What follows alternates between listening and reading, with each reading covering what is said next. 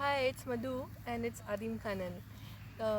जब मैं आदिम कानन बना रही थी और जब बहुत सारी परेशानियां सामने आ रही थी, लाइक 5 बार वो जल के ज़ीरो पे आ गया। जब बहुत सारे इश्यूज, थेफ्ट और पेड़ों का जलना, पेड़ों का गिरना, और I was dealing with the community and I was dealing with lot of water issues and drought issues. And तो लोग मुझे हमेशा बोलते हैं कि यू आर फियरलेस, और मुझे ये वर्ड बहुत अच्छा लगता है, फियरलेस। लेकिन मैं फियरलेस के कॉन्सेप्ट मेरे लिए थोड़ा सा अलग है। जब मैं छोटी थी, मैं छोटे गांव से हूँ, छोटे विलेज से हूँ, तो मेरा जो बचपन था वो पेड़ों के बीच गया है। तो हमारी ज़िंदगी में, हमारे बचपन में पेड़ों की बहुत यादें हैं। हम पेड़ों पर चढ़ते थे, पेड़ों की जो गहरा गहरा घना घना पेड़ था उसकी डालियों में छिप जाते थे माँ की डांट से बचने के लिए। हम कैरियाँ चुराते थे, हम तितलियों के पीछे भागते थे, हम केचुए को हाथ से उठाकर और उसके रिंग्स गिना करते थे। जब मेरे बच्चे छोटे थे तो उनकी ज़िंदगी से पेड़ गायब हो चुके थे, लेकिन हाँ, मैदान थे और वो मैदानों में खेला करते थे।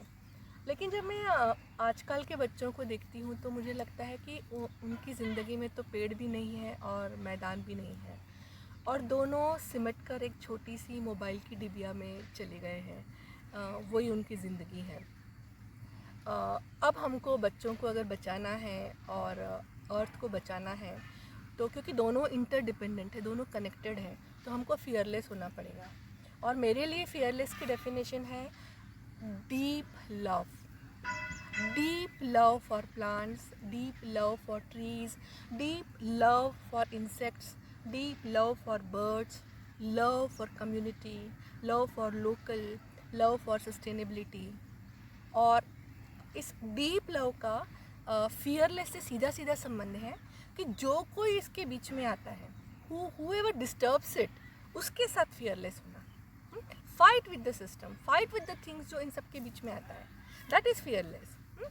और ये जो सारा सिस्टम है जंगल का, ये बहुत सेल्फ ऑर्गेनाइज्ड है। अगर हम एक सीड डालते हैं तो हम देखते हैं कि सीड अपने तरीके से बड़ा होता है, उसके सैपलिंग्स आते हैं, उसका पेड़ बनता है, सालों बाद उसके पत्ते गिरते हैं, फिर सीड्स बनते हैं, फिर दूसरा पेड़ आता है। वो इतने सिस्टमेटिक और सेल्फ ऑर्गेनाइज तरीके से बड़ा होता है, जिसको दिस इज़ म्यूनिसिपलिज्म। हम स्वराज की बात करते हैं, गांधी जी ने स्वराज की बात की थी, स्वराज, हमारा राज, सेल्फ गवर्नेंस, जिसमें सब कुछ फ्रीडम है, डेमोक्रेसी है, लेकिन सेल्फ डिसिप्लिन है और बहुत इंटरडिपेंडेंस है। सब पेड़ और पौधे और तितलियाँ और इंसेक्ट सब एक दूसरे की मदद से बड़े होते हैं। दैट्स एग्जैक्टली सस्टेनेबिलिटी, जिसकी हम सेल्फ गवर्नेंस की बात करते हैं, म्यूनिसिपलिज्म की बात करते हैं, स्वराज की बात करते हैं, सेल्फ डिसिप्लिन की बात करते हैं, डेमोक्रेसी की बात करते हैं। ये सारे शब्द मिलके ही सस्टेनेबिलिटी बनती है।